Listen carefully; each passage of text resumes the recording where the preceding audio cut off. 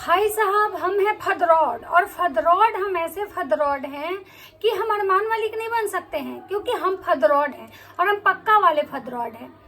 हमारी बीवी मुझे माफ कर दे, मैं उसके चरणों में गिर के माफी मांगना चाहता हूँ, क्योंकि प्यार इसी को तो कहते हैं।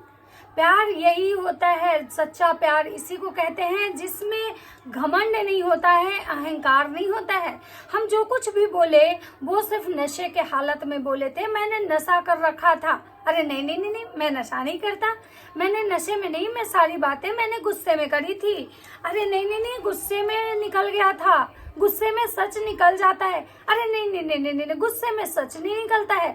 कभी नशे में सच निकलता है तो कभी गुस्से में सच निकलता है।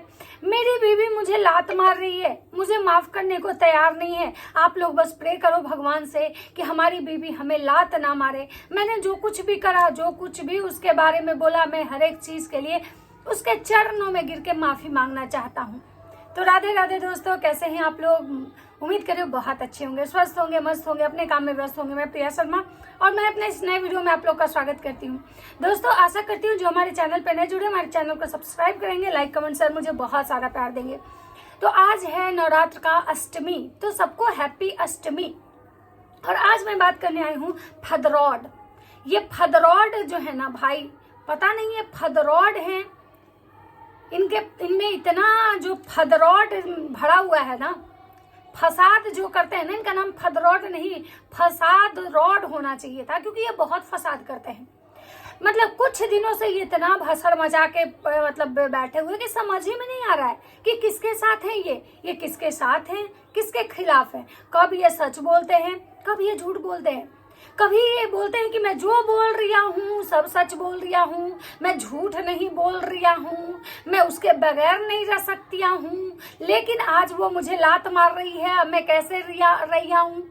मतलब ये क्या बोलते हैं ना, सच में समझ में नहीं आता है। मर्द का जुबान है, मर्द का जुबान है। मर्द जो बोलता है ना, अपने बात से पीछे नहीं जाता है। ये मर्द का जुबान है। ये मर्द का जुबान ऐसा है कि जिस बीवी को ये कल लाइव में आके 15 साल से जो कहानियां चल रही थी वो सब कुछ पब्लिक को सच बताए, और उन्होंने बोला कि मैं पूरे जो बोल रहा हूँ सच बोल रहा हूँ, मैं एक बात झूठ नहीं बोल रहा हूँ। इसको मतलब जो है ना, इसको प्रॉब्लम है, काले से प्रॉब्लम है, काली वाली से प्रॉब्लम है, काले रंग से प्रॉब्लम है इसको। ये जो है ना, कभी उस काली वाली को पसंद नहीं करती थी, उसको काली बोलती थी। जब मैं उसके साथ वीडियो बनाता था तो ये बोलती थी कि काली के साथ वीडियो बना के आ गए, उस छिनार के साथ वीडियो बना के आ गए। लेकिन भाई साहब, रात भर में ही पता नहीं इनका नशा उतरा, और नशा उतरने के बाद जैसे जो एक दारूबाज आदमी होता है ना, कि जब नशे में रहता है तो खुद को बादशाह समझता है, और जब नशा उतरता है उसका ना तो औकात में आ जाता है। सेम भाई साहब की वही स्थिति है कि भाई साहब का जब नशा उतरा है ना, तो भाई साहब को लग रहा है कि भाई मैंने नशे में क्या ऐसा बोल दिया, मैंने गुस्से में जो सारी सच्चाइयां रखी उसकी, अब तो वो कभी भी मुझे घास नहीं डालेगी, अब तो वो मैं उस लात मारेगी ही मारेगी। क्योंकि वो जो लाइव था, जो आज से 15 सालों से जो वो औरत जो राज कर रही थी, 15 सालों से जो औरत खेल रही थी पहली वाली को गिराने के लिए, 15 सालों से जो औरत मेरे कान भर रही थी, मैं उसके इशारों पे नाच रहा था, आज तो मैंने सब बात अपने मुंह से कबूल लिया। सारी सच्चाई मैंने दुनिया को बता दी उसकी, कि वो क्या है, उसको किस किस चीज से प्रॉब्लम है, वो उसका नेचर कैसा है, वो चाहती क्या है हमसे। तो भाई साहब, इन्होंने सबको सच बताया। बीवी ने भी सच बताया कि भाई इसके दिखा दी इसने अपनी जात। मतलब ये छोटे जात का आदमी जो होता है अपनी जात दिखाता जरूर है। मतलब इनकी बीवी जो है, जो दूसरी वाली, जिन्होंने इनके प्यार में पागल होके प्रेगनेंसी तक कंसीव कर लिया, यहाँ तक इनके प्यार परवान चढ़ गए थे कि एक शादीशुदा मर्द के प्यार में वो इतनी पागल हो चुकी थी कि वो मतलब शादी से पहले प्रेग्नेंट हो गई।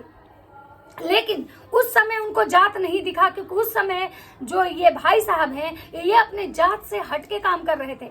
उस समय जो है ना, भाई साहब में उनको जात पात नहीं, सिर्फ और सिर्फ प्यार दिख रहा था। प्यार इसी को तो कहते हैं।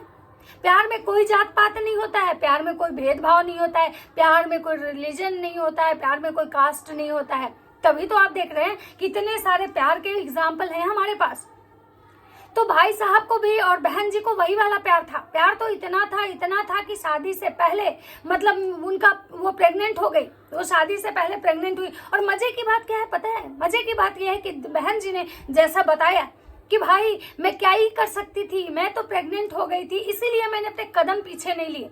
आज के ज़माने में जो बहन जी है ये कहती हैं कि मैं प्रेग्नेंट हो गई थी इसलिए मैं कदम पीछे नहीं ली। आपको लगता है कि बहन जी पढ़ी लिखी हैं, अच्छे खानदान से हैं, खुद को बहुत बड़ा अमीर आदमी समझती हैं कि मैं पढ़ी लिखी हूँ, वो काली वाली जो है गरीब फैमिली से है, लेकिन मैं तो एक अच्छे फैमिली से हूँ, अच्छे परिवार से हूँ, मैं अच्छा बैकग्राउंड से हूँ और मैं पढ़ी लिखी हूँ। लेकिन ये पढ़ी लिखी होने के बावजूद आज के ज़माने में इनको पता है कि भाई जब अगर कोई मतलब प्रेग्नेंट हो जाता है और अगर चाहे कि वो बच्चा नहीं मतलब उसको चाहिए तो उस बच्चे को इंसान शुरुआत में ही वो बहुत सारे ऐसे मतलब पिल्स आते हैं, लेकिन इन्होंने वो नहीं करा। क्यों?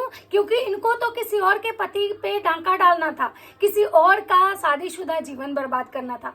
ये कुछ ऐसा नहीं था कि ये कंसीव कर ली थी, उसके बाद इससे मतलब इस प्यार से वो बाहर नहीं निकल सकती थी, इस रिश्ते से वो बाहर नहीं निकल सकती थी। लेकिन यहाँ निकलना किसको था? उन्होंने तो सब कुछ जानबूझ के प्लान किया था, उन्होंने सब कुछ जानबूझ के प्लान किया था। उनको तो इस रिश्ते में आना था, उनको इस रिश्ते में इस इंसान के साथ आना था, क्योंकि ये इंसान जो है ना बहुत प्यार करता है उनको, पागलों की तरह प्यार करता है। प्यार तो दिखता है इसका कि भाई ये इंसान उनके प्यार में इतना पागल है कि उनके पैर पकड़ने तक को तैयार है। आप समझ सकते हैं कि एक मर्द वहीं झुकता है जहां उस मर्द को रिश्ते निभाना होता है, नहीं तो मर्द तो ऐसे होते हैं कि बने बनाए रिश्ते को लात मार के चले जाते हैं। मर्द झुकता नहीं है, क्योंकि बोला जाता है कि मर्द जो होता है ना उसमें अहंकार बहुत होता है, घमंड बहुत होता है। लेकिन सोचिए कि भाई साहब बहन जी के प्यार में इतने पागल हैं कि इनको अपने घमंड अहंकार कुछ भी नहीं पड़ा हुआ है, इनको सिर्फ और सिर्फ वो गोरी वाली बीवी चाहिए। गोरी वाली बीवी के प्यार में भाई साहब इतने पागल थे कि 15 साल से पहले पागल जो हुए अभी तक उनको जो है ना दौरा बार बार आता है, बार बार वो पागल हो जाते हैं। कभी लाइव में आते हैं तो दूसरी बीवी की खड़े खड़े बेइज्जती करते हैं, कभी लाइव में आते हैं तो दूसरी बीवी पे हाथ उठाते हैं, कभी लाइव में आते हैं तो लोगों को गालियां देते हैं। इतने प्यार में पागल हैं क्योंकि वो दुनिया में हर कुछ बर्दाश्त कर सकते हैं, लेकिन अपनी गोरी वाली बीवी के बगैर वो जिंदा नहीं रह सकते हैं। मुझे तो लग रहा है कैसे वो 2-4 दिनों से सांस ले रहे हैं, या हो सकता है कि ऑफ कैमरा ये लोग आपस में मिलते भी होंगे। ऑफ कैमरा इनका जो केमिस्ट्री है, जो लव स्टोरी है अभी भी कंटिन्यू होगा, क्योंकि ये तो उसके बिना सांस भी नहीं ले सकते हैं, तो फिर ये जिंदा कैसे हैं?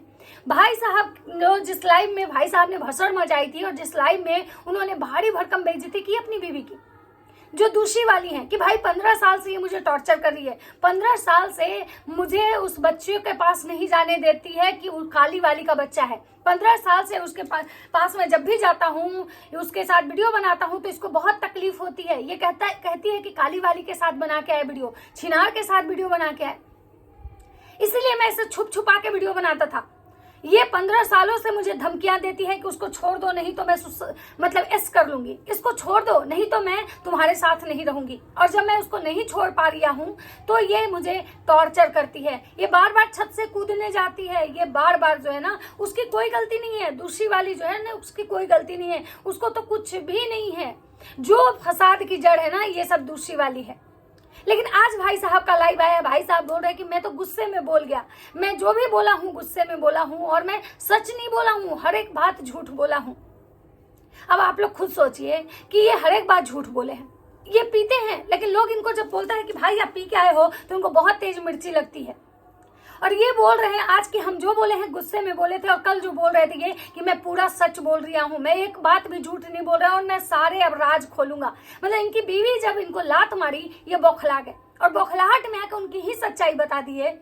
लेकिन आज जब इनको पता चला कि भाई अब तो मैंने बहुत बड़ी गलती कर दी, क्योंकि उसका सच मैंने लाया, अब तो वो कभी भी मेरे हाथ नहीं आएगी, तो अब ये पैर पे गिर के माफी मांगने को तैयार है। अब बताइए कि ये कह रहे हैं कि ये झूठ बोल रहे थे, ये नशे में बोले। अब एक बात बताइए, ये नशे में थे, ये झूठ बोल रहे थे, चलिए ये बात भी हम लोग मान लेते हैं, लेकिन क्या इनकी दूसरी वाली जो गोड़की बीवी है वो भी झूठ बोल रही थी? गोड़ी भी झूठ बोल रही थी। क्यों? गोड़ी भी नशे में थी। गोड़ी ने तो बोला आपने इसमें कि भाई ये इंसान मुझे 15 सालों से टॉर्चर कर रहा है, 15 सालों से ये मुझे धोखा दे रहा है, ये बोलता है हर बार कि मैं उसको छोड़ दूंगा, लेकिन उसको छोड़ता नहीं है। ये 15 सालों से मुझे ये दिलासा दिला रहा है कि मुझे उसके साथ नहीं रहना, उससे मुझे घिन आती है, लेकिन ये बार बार उसके पास जाता है, मुझसे झूठ बोलता है। ये 15 सालों से उसके साथ पास जाता है, उसके साथ वीडियो बनाता है, सब कुछ करता है, लेकिन वो चीजें ऑन कैमरा नहीं ले आता है। ये 15 सालों से मुझे धोखा दे रहा है, मुझे 15 सालों से धोखा मिल रहा है। ये इंसान 15 सालों से मुझे मारता है, 15 सालों से मैं इसका मार खा रही हूँ, मैं डर से नहीं जाती हूँ क्योंकि मुझे मारने और मरने की ये धमकियां देता है। तो अब एक बात बताइए, क्या इनकी बीवी भी जो बोली, जो गोड़ी वाली, क्या वो भी नशे में थी? मतलब ये लोग जो दोनों मियाँ बीवी मिलके जो पब्लिक को जो सुई बना रहे हैं, मतलब किस किस को लगता है कि भाई ये जो बोल रहे थे झूठ बोले थे? मुझे तो कहीं से नहीं लगा कि इंसान झूठ बोला। मुझे ये जरूर लगा था कि इंसान गुस्से में है, और गुस्से में हमेशा इंसान सच बोलता है। और आज ये इंसान जब इसका नशा उतरा है तो इसको एहसास हुआ कि भाई मैंने तो बहुत बड़ी गलती कर दी। उसके बाद भाई साहब जो है नोटिस का हवाला देते हैं कि मेरी बीवी जो नोटिस भेजी है ले आओ, थोड़ा फ्रिज पे रखा हुआ है। लेकिन भाई साहब ने नोटिस नहीं दिखाया। उधर इनकी जो गोड़की बीवी है ना, वो एस करने की कोशिश कर ली है। एस करने की कोशिश में उनका पैर जो है ना कट चुका है। और सोचिए उतना छोटा घाव में जो उनका पैर मतलब कटा है, और उसके लिए वो मतलब हॉस्पिटल के मतलब व्हील चेयर पे आ गई है। मतलब इतना मेजर एक्सीडेंट हुआ उनका कि वो नॉर्मली अपने पैरों पे चल के नहीं मतलब हॉस्पिटल से निकल पाई, उनको व्हील चेयर पे बाहर लाया गया। मतलब वो ट्रामा नहीं ड्रामा सेंटर में पहुंच गई। अब आप लोग समझ सकते हैं कि ये लोग कितने बड़े ड्रामाबाज हैं। मतलब वो औरत इतना बड़ा नौटंकीबाज है, इतना नाटक करती है वो औरत कि आप सोच सकते हैं कि कितनी बड़ी वो नौटंकीबाज है। कि उसको हर एक चीज में उसको नाटक ड्रामा करना है। मतलब किसी तरह से इस इंसान को इमोशनली ब्लैकमेल करके अपने पास रखना है। इस टाइप की जो औरतें होती है ना, जिनको किसी पे कब्जा करना होता है किसी और पे, वो इसी तरह की नाटक करती हैं। वो औरतें हमेशा उस इंसान को डरा डरा के रखती हैं कि अगर तुम मुझे छोड़ के गए ना तो मैं ऐसा कर लूंगी, अगर तुम मेरे साथ नहीं आए ना तो मैं ऐसा कर लूंगी। और 15 साल पहले भी शायद ये औरत प्रेगनेंसी का हवाला देके, ये औरत जानबूझ के प्रेगनेंसी को कंसीव की, और कंसीव करने के बाद जानबूझ के प्रेगनेंसी का हवाला देके उस इंसान को ये ब्लैकमेल करी। क्योंकि 15 साल पहले भी अगर ये इंसान अगर चाहता कि इस बच्चे को ना लाना है इस दुनिया में, तो ये लोग दोनों मिलके इस बच्चे को शायद उसी समय नहीं लाते, और ना ही ये प्रेगनेंसी। लेकिन इसको अपना प्रेगनेंसी कोई औरत ढाल बनाई, क्योंकि इसको ये इंसान चाहिए था। आज जिसका जात इसको याद आ रहा है ना, उस समय इसका जात नहीं याद आ रहा था। उस समय इसको बहुत मजे आ रहे थे। किसी भी जात के इंसान के साथ इसको रंगरलियां मनाना बहुत अच्छा लग रहा था। लेकिन 15 साल बाद आज इसको याद आया कि भाई मैं किस जात के आदमी के साथ सो के आई हूँ, किस जात से मेरा बच्चा हुआ है। तो ये औरत जो है ना, जो खुद को हमेशा ओवर स्मार्ट समझती है, किसी को भी लगता होगा कि भाई ये औरत बहुत अच्छी है, तो मैं कहती हूँ ये औरत बिल्कुल अच्छी नहीं है।